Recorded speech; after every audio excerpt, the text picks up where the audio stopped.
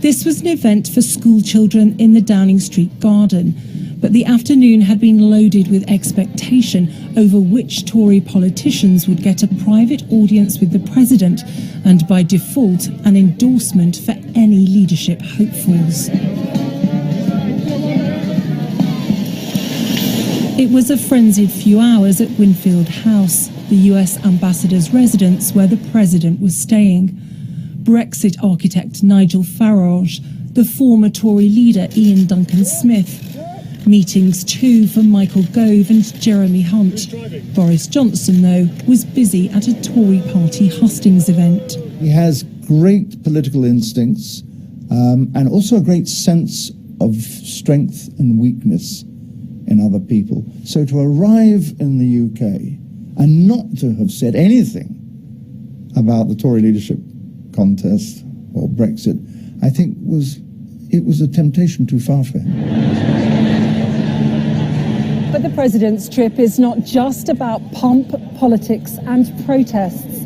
The centrepiece is this, the 75th anniversary of the D-Day Landings, when Britain, America and their allies... A state visit for the travelling president and First Lady to also stage a banquet to say thank you to their UK hosts. Ready, set. 1, 2, go. Winfield House, the home of the US ambassador to London, has been temporarily turned into Trump HQ. On the evening of day 2 of their trip, Donald and Melania emerged to greet Prince Charles and the Duchess of Cornwall for dinner, American style. The Queen was having a night off. Of course, normally American style means bigger and better, but this was a much smaller affair than the state banquet at Buckingham Palace with just 50 or 60 guests. Nonetheless, still a golden opportunity to win friends and influence people. For Britain's Foreign Secretary Jeremy Hunt, just 2 seats away from the president, another chance to display his credentials as a possible Tory leader and Prime Minister. For Melania and Philip May, it was beef and burrata instead of afternoon tea. Surely the guardians of the special relationship had run out of small talk by now. Apparently not. A lot of talk about the special relationship. I personally don't like the expression because I think it's exhausted itself since the Second World War, and we should be more hard-edged and focus on interests and where they converge and where they diverge. But nonetheless, this phrase, which has got whiskers on it, has risen again. For 2 full days, the president's helicopters have commandeered the skies over London. Now, Marine One would take off from Winfield House for the last time, leaving the capital to recover. Moving on to the south coast for the start of D-Day commemorations and an event even Donald Trump could not eclipse. Their lives laid on the line on the orders of past presidents and prime ministers. This was an occasion to remember the sacrifices 75 years ago of so many soldiers from Britain, America and other allied countries, with tributes led by the Queen. When I attended the commemoration of the 60th anniversary of the D-Day landings, some thought it might be the last such event. But the wartime generation, my generation, is resilient, and I'm delighted to be with you in Portsmouth today. This generation gathered on Southsea Common to watch the ceremony. We met Crystal from California, who thinks the resilient Queen might be a good influence on the tempestuous Mr. Trump. Do you think he's perhaps kind of learning from the Queen? I think so. I think maybe she's rubbing off on him or something.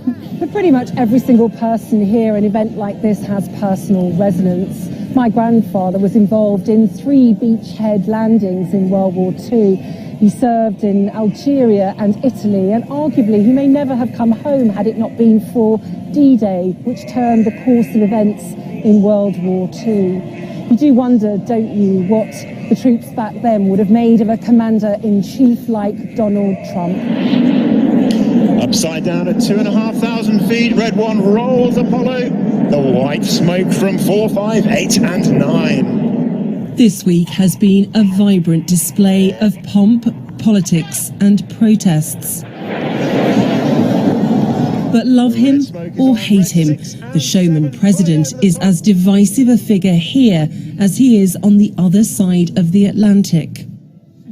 The Moores have come to Portsmouth to honour veterans, not least the 4th generation of their own family. It's 10-year-old Joshua's birthday, and what better way to celebrate than to remember his own great-grandfather Tommy, who took part in the D-Day landings. What do you think your father Tommy would have made of Donald Trump? I think he would have liked the fact that Donald Trump's strong-minded. When he's on a good day, I think he's unstoppable. But he tweets and does things that are very modern, that a lot of people don't understand, don't want to understand. So I think he's done a good job for America, definitely. He's just a bit of a wally, I think. That's certainly one word for it, isn't it? But he loves his country, doesn't he? Yeah. He thinks he's like... I think he thinks of himself as like, oh, I know how to do this, but I don't think he really does. Politics is certainly a learning curve for the billionaire businessman who came to power promising to do things his way. Donald Trump went on to attend D-Day commemorations in Normandy alongside the French President Emmanuel Macron. Each time freedom and democracy is at stake, we work closely together and we will follow up. So thanks for this friendship. Thanks for what your country did for my country. And thanks for what we will do together for both of us and the rest of the world. Thank you very much, Emmanuel. Thank you. Thank you, Donald. The bullish America First leader has had a reminder of the power of unity amongst countries and the monumental impact of what that can achieve. To more than 170 veterans of the Second World War who join us today, you are among the very greatest Americans who will ever live. You are the pride of our nation. You are the glory of our republic. And we thank you from the bottom of our hearts. I think he's had a good week. I think it's been important to underline the strength of the relationship between the United States and Britain. And we should recognize that we are dealing with an American president that's less familiar with the diplomatic scene, and therefore visits like this for him are actually far more educational than perhaps with President Obama or others. And so I think he's actually very much appreciated the time, the detail that's been put in, and the friendship that I think Britain has provided. But old habits die hard. It's pretty good, right? It's exciting when Trump comes into town, isn't it? Is your father coming? So let me ask you a question. Does Doonbeg love Trump?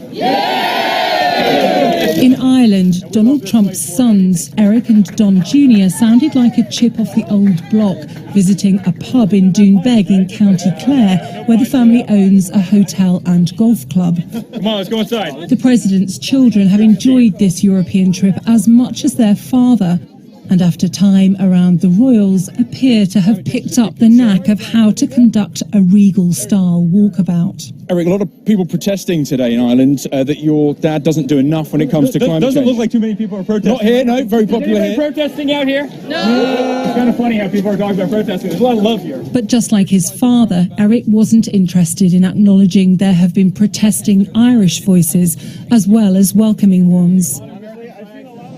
By now, everyone knows Donald Trump's personality is a kaleidoscope of traits. He couldn't resist meddling in British politics and insulting the Mayor of London.